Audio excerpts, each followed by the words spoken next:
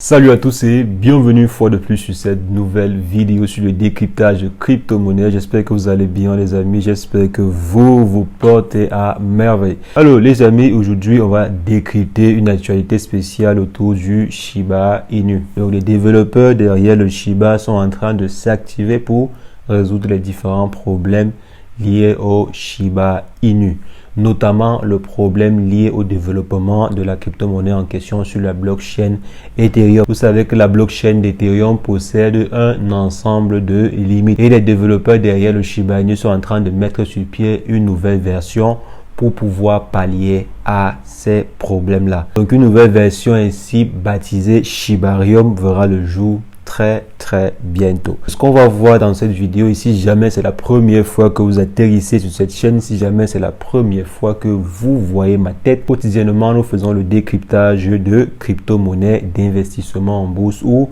d'investissement en ligne de façon générale. Donc si l'une de ces thématiques vous intéresse, n'hésitez pas, abonnez-vous et cliquez sur la cloche pour ne rien rater des prochaines vidéos. En ce qui concerne le sujet du jour, on va simplement se retrouver après une brève introduction.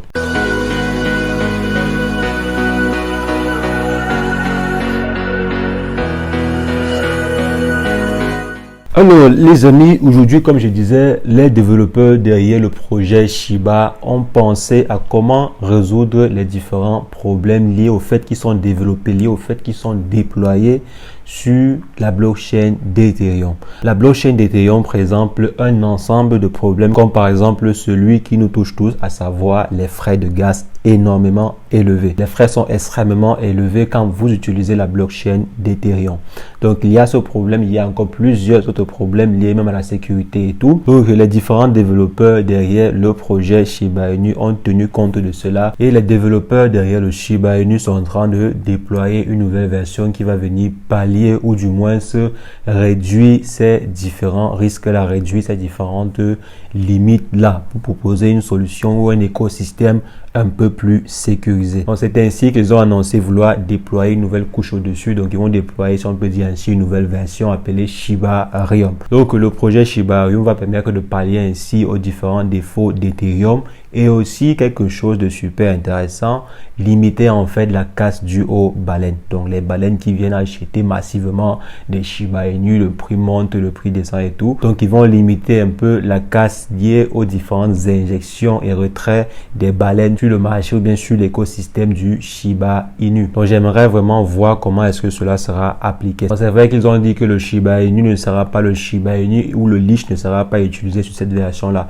C'est la crypto burn, c'est leur variante burn qui sera utilisée sur Shibarium, donc sur cette nouvelle couche là. Donc ainsi, si vous avez des Shiba Inu ou bien si vous avez des leash, vous allez pouvoir générer des burns avec. En passant par exemple par la plateforme ShibaSwap, vous allez pouvoir générer des burns, ce qui selon eux va réduire un peu l'impact des baleines sur l'écosystème du Shiba Inu. Ce qui me plaît particulièrement ici, c'est le fait que les développeurs, bien les différents leaders derrière le projet tiennent à cœur tous les problèmes qui peuvent conduire le Shiba Inu dans la fosse ou bien tous les problèmes qui peuvent détruire le Shiba Inu. Prendre à cœur vraiment ces problèmes-là et développer des solutions pour y remédier, ça prouve que l'équipe derrière, elle est très active et surtout consciente. Ça prouve en fait qu'elle veut réellement que le projet Shiba Inu soit l'un des projets incontestables dans le domaine des crypto-monnaies.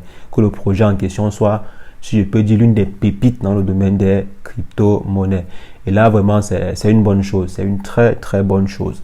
Et je peux dire que la communauté Shiba Inu ou bien l'écosystème Shiba Inu ainsi que sa communauté est l'une des communautés les plus, si je peux dire, les plus complètes actuellement. Les plus complètes. Je ne vois pas une communauté de même coin qui est aussi complète que celle du Shiba Inu. Le projet a une équipe dirigeante assez productive et une communauté qui soutient ardemment le projet. Donc je crois bien que l'écosystème Shiba Inu a toutes les différentes armes pour être un très bon projet demain. C'est vrai quand même qu'au départ, on avait des soucis de communication. L'équipe derrière n'était pas trop marketing.